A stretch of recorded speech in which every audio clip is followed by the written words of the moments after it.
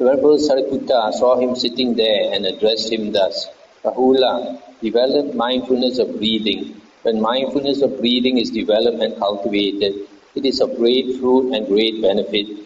Then when it was evening, the Venerable Rahula rose from meditation and went to the Blessed One. After paying homage to him, he sat down at one side and asked the Blessed One, Venerable Sir, how is mindfulness of breathing developed and cultivated so that it is of great fruit and great benefit?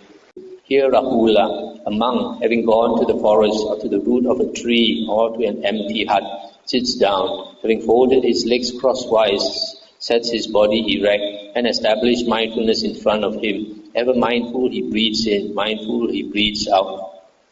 Breathing in long, he understands, I breathe in long. Or breathing out long, he understands, I breathe out long. Breathing in short, he understands, I breathe in short. Or breathing out short, he understands, I breathe out short. He trains thus, I shall breathe in, experiencing the whole body of the breath.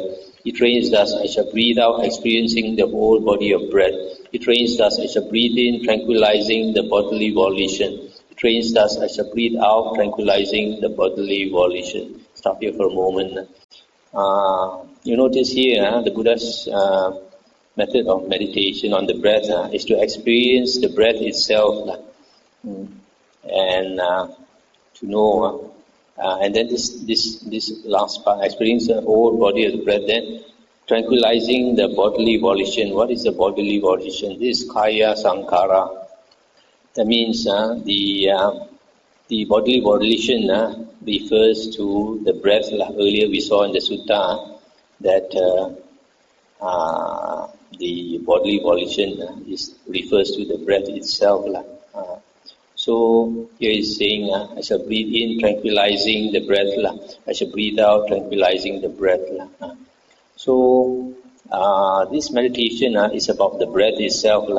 Unfortunately, later books like the Visuddhimagga, instead of teaching you to meditate on the breath, they teach you to meditate at a particular point. This is not mentioned by the Buddha. You don't have to restrict yourself to a particular point. The point is to notice the whole breath coming in and out. The breath coming in and out. It is the breath itself we meditate on, not the particular point. Like in the Visuddhimagga, they tell you either to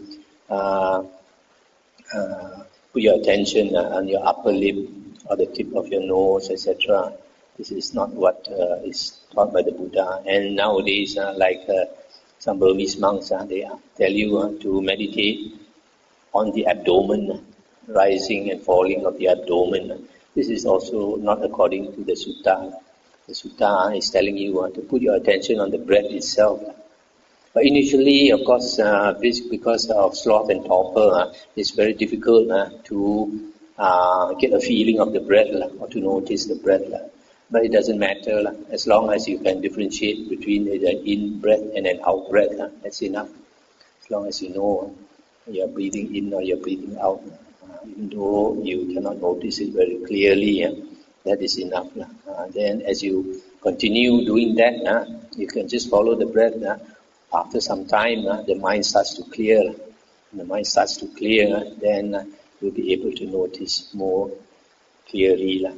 To continue, he trains thus, I shall breathe in, experiencing delight. He trains thus, I shall breathe out, experiencing delight. He trains thus, I shall breathe in, experiencing pleasure. He trains thus, I shall breathe out, experiencing pleasure. He trains thus, I shall breathe in, experiencing the mental volition. He trains thus, I shall breathe out, experiencing the mental volition. He trains thus, I shall breathe in, tranquilizing the mental volition. He trains thus, I shall breathe out, tranquilizing the mental volition. Okay, stop here for a moment. So here, this one, you cannot force yourself to experience delight. If you practice the earlier part, keeping your attention on the breath, slowly tranquilizing the breath, and you keep on doing that, then slowly the mind becomes more concentrated, then delight, piti will arise, and sukha, pleasure.